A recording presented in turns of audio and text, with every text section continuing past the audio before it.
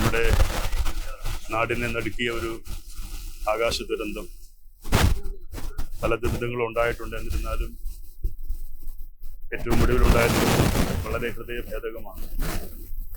സാധാരണ ജോലിയിൽ ഏർപ്പെട്ടിരിക്കുന്ന ആളുകൾ അവരുടെ ജീവിതം പരിപിടിപ്പിക്കുവാൻ വേണ്ടിയുള്ള തീവ്രമായ പ്രയത്നത്തിന്റെ ഭാഗമായി യാത്ര ചെയ്യുമ്പോൾ പെട്ടെന്ന് എല്ലാം കരിഞ്ഞമർന്നു പോകുന്ന ഒരു അനുഭവം നമുക്ക് ഓർത്തെടുക്കാൻ പോലും പ്രയാസമാണ്. എത്രയോ കുടുംബങ്ങൾ അനാഥമാക്കപ്പെടുന്നു. എത്രയോ കുടുംബങ്ങൾ ഒരിക്കലും നികത്താനാവാത്ത വലിയ ദുരന്തത്തിൻ്റെ നെറുകയിൽ നിൽക്കുകയാണ്. നമുക്ക് രാജ്യത്തോടൊപ്പം ചേർന്ന് നിൽക്കാം. നമുക്ക് അവർക്ക് വേണ്ടി പ്രാർത്ഥിക്കാം. പ്രത്യേകിച്ചും നമ്മുടെ നാട്ടിൽ നിന്നും ഒരാളും അതിൽ ഉൾപ്പെടുന്നുവെന്ന് വരുന്നത് ഓരോ മലയാളിയുടെയും ഹൃദയത്തിൽ തൊടുന്ന വേദനയാണ്.